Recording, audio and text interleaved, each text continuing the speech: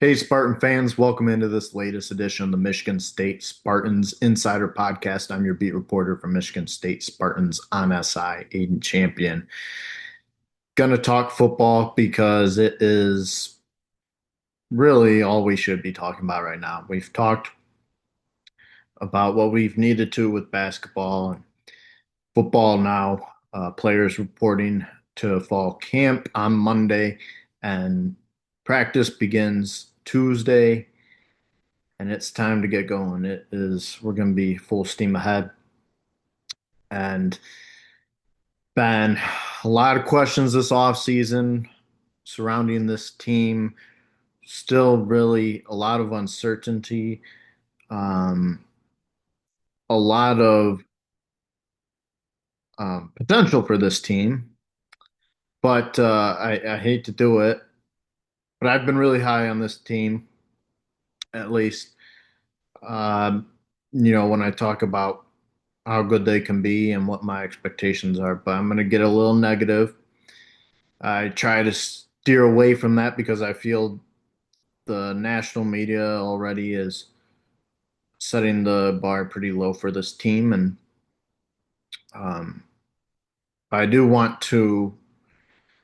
I want to get into what worst case scenario would kind of be for this team and why you desperately need to improve this season. There is a lot of pressure that this team is facing. That part I don't think people are necessarily talking enough about from the outside. There's a lot that national media fans outside of the Spartan community aren't really looking at, but I don't think they're really talking about just how ugly this would be if this team took a step backward. Because you brought in a new head coach who had a great track record at Oregon State, who brought with him a really promising young quarterback with Aidan Childs, and a guy who was expected to be one of the top tight ends in the country, still is expected to be, brought in a great coaching staff with him. Um, and you're supposed to, the expectation is to turn things around for this program. And it's got to be a steady process. All we're asking, all fans are really asking for is to at least make a bowl game this year. Which really is, considering the schedule, if you get off to a nice start, really isn't a whole lot to ask for.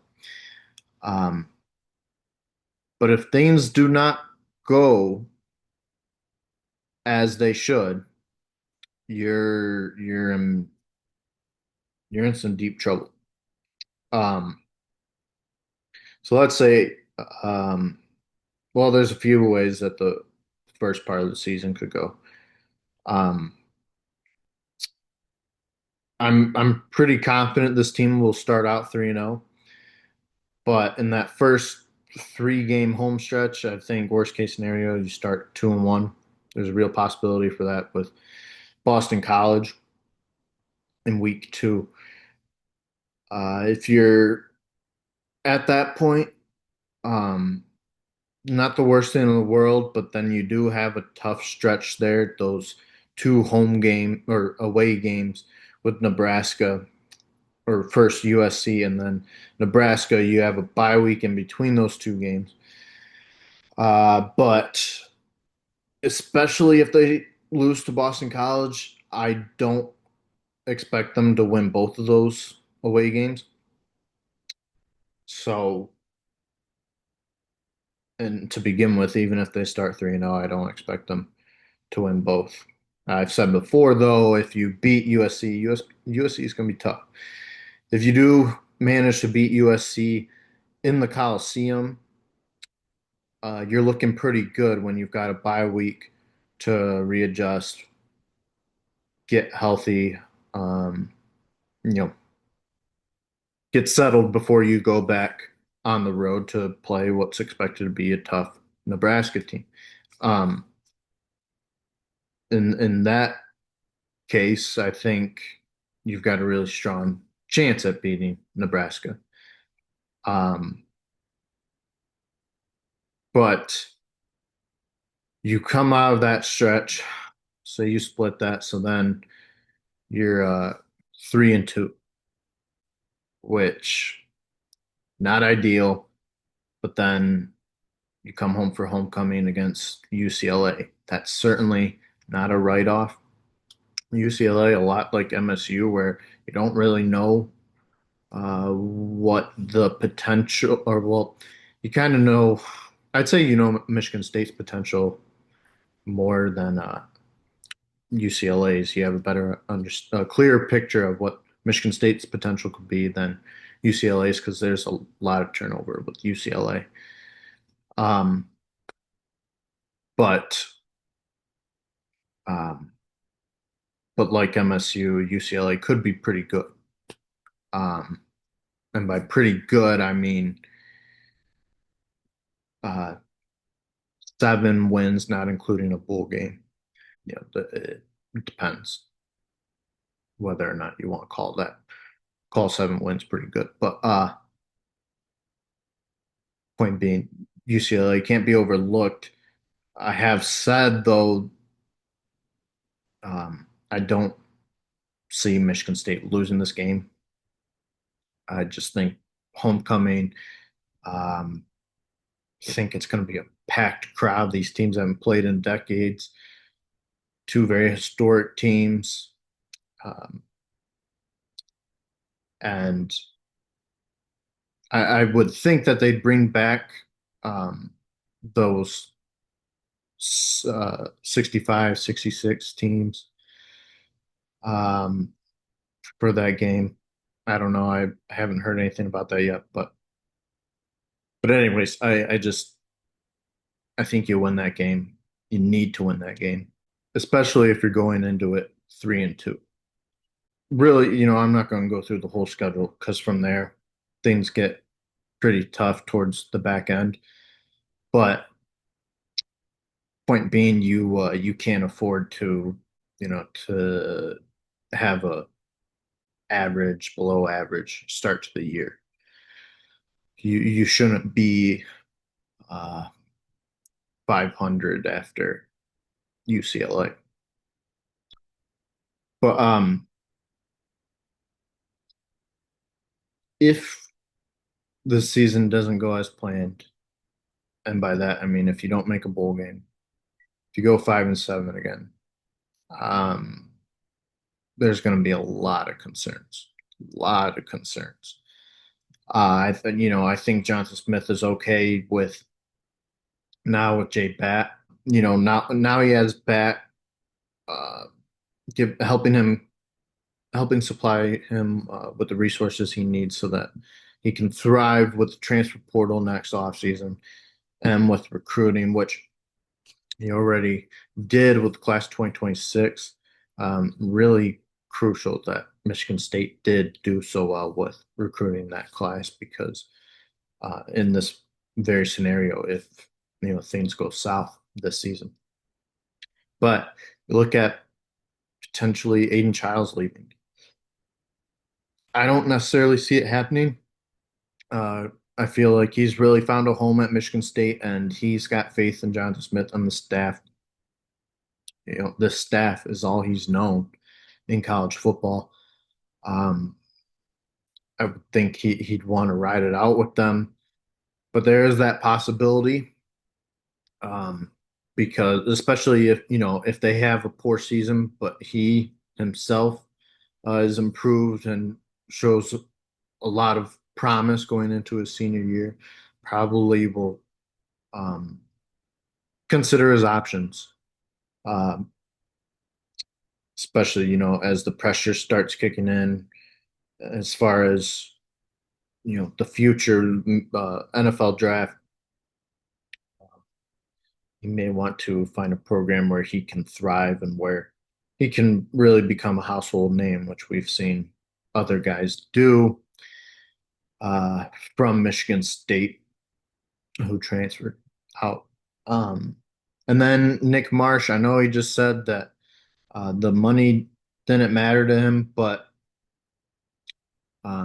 if he's in a spot where he feels like this program, there's not a great sense of direction, nothing's improving, you're still stagnant, or perhaps have an even worse season, which I really do not see happening. Um, but anything's possible.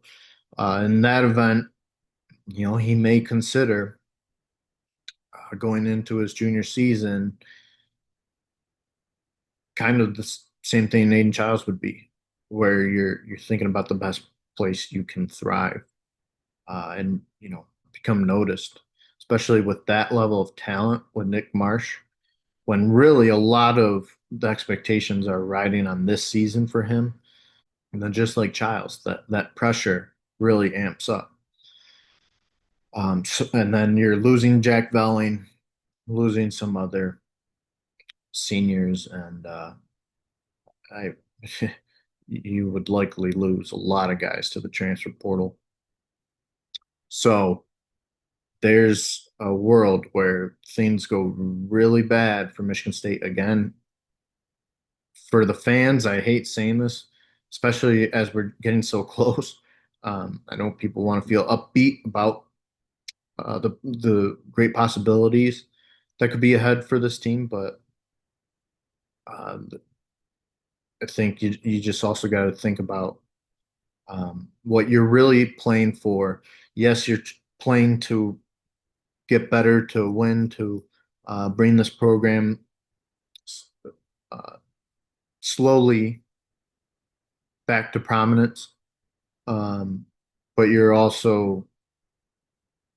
got to be thinking in the back of your head that you've really got to do everything in your power to avoid staying the same, or perhaps being even worse. You can't afford it. So there is a lot of pressure, I think, that is facing this team that we're not necessarily talking about. I know the expectations aren't high. One, from the national media. Two, I know there's a lot of fans out there that aren't expecting a whole lot from this team. Um, but I mean, there's a path there where this whole thing could implode, um, and you're yet again starting from scratch. Not saying the coaching staff per se, but then there's really no direction for this program when there already hasn't been for quite a while now. So it's on. You got to be better. Um, you really don't have a choice. So not to get again, I didn't want to get too negative here, but again, just stuff you kind of got to think about. Uh, and I don't think any of this will happen. There's the good news. Um, I think this program will be better. You got a great path to at least 6 wins, a bowl game. I think I think this team's going to be all right. I think they're motivated. They're experienced. Uh, I really do think that there's reasons to be hopeful for this team. So don't think too hard about it, but um, I thought I should acknowledge that before we get into the season. So let me know what you guys think. Would love to hear your thoughts. As always, read all of our content on Michigan State Spartans on SI, giving you tons of daily content every single day, um, keeping you in the know. And we love doing it. We love your support. We appreciate your support. I hope you all have had a great weekend and continue to have a great weekend. We'll catch you next time, and fall camp starts this week. Thanks.